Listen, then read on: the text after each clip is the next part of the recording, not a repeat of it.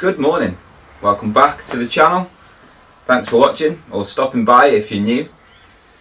You're probably wondering why I'm sat in the engine bay of a Mini with no engine on obviously a Mini chair, and that's for one simple reason. I decided to K-swap my Mini.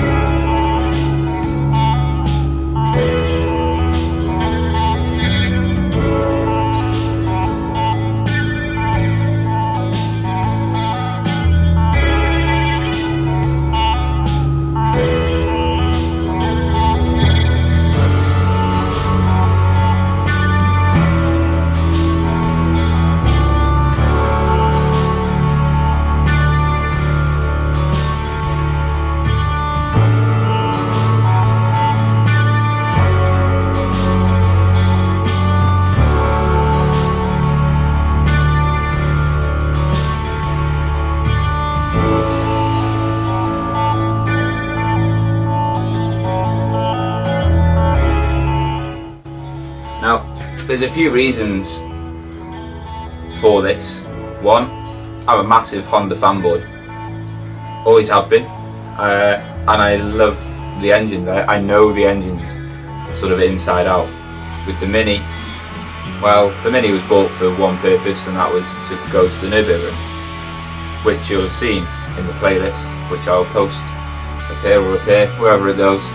I was a bit concerned whilst I was there of sort of heat management, and that really sort of showed for the whole trip. Whilst I was there, although I had all the upgrades on it with the intercooler, larger injectors, holes in the grille, trying to make it as cool as possible, it was still so hot, and I felt, and so did my passenger, that we lost quite a lot of power. So when I got home, I decided to sort of try and look at the situation and see what I could make better. I weighed up a couple of things: front mount, getting the exhaust or getting the engine to flow a little bit better. But when it came down to it, essentially a friend who you'll have seen in the Nürburgring videos actually ended up hitting a barrier. Not horrendous, although it's horrendous. He hit a barrier, obviously. Now, he was driving a Honda Civic Type R EP3 with the K20A2 engine. He's then sort of got it home and left it on the drive, and it's been there pretty much ever since. He's then bought a new Honda Civic Type R, and when I say new, he's bought, new to him, another EP3 that he's going to build up. And I inquired about obviously his old one, and he said yeah, it's going to be going up for sale, or stripping out for parts. Well, obviously I said, well, if you're going to strip it, bring it up here. Let's make use of your engine.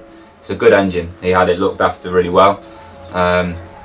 It's had all the timing done. It's had full, obviously, servicing, and it's strong.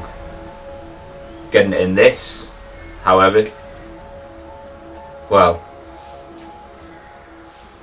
I don't know how it's going to fit, but we're going to get it in. So, let's go take a look at the Civic.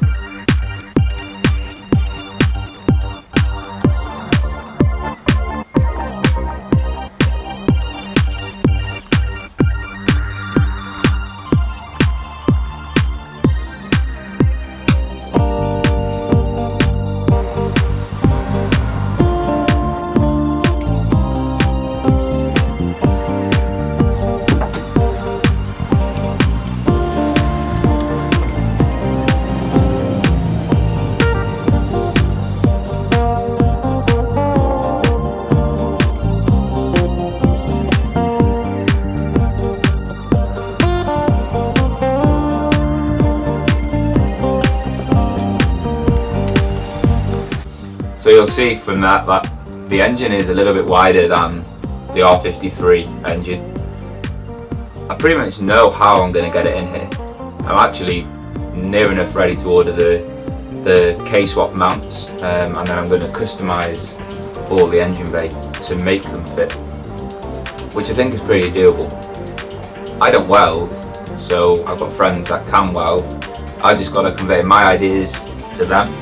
Luckily there is a chap in America who's put a K24, which is a little bit longer, not much, 20 mil I think it is, or 19 mil. He's put a K24 in a Mini R53 already. So he's done a lot of the research, so it's kind of using the knowledge that he has, but making it work in my Mini with a K20. I'm a little bit excited about this. Like, I love these Minis. They're one of my favourite cars sort of on the road to look at. I used to have a classic Mini back in the day and I never should have sold it, and I missed it ever since. This was as near as I could get with the money that I had.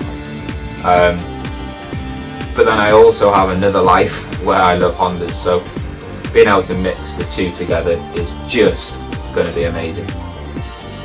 So over the next couple of months, please like, share, subscribe. Obviously follow me on, well, it's going to be a journey. We're going to see all wonderful manner of things going on in here.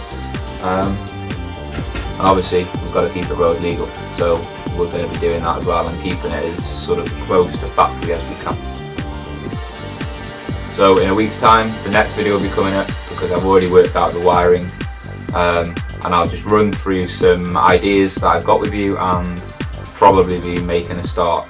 So I'll catch you then.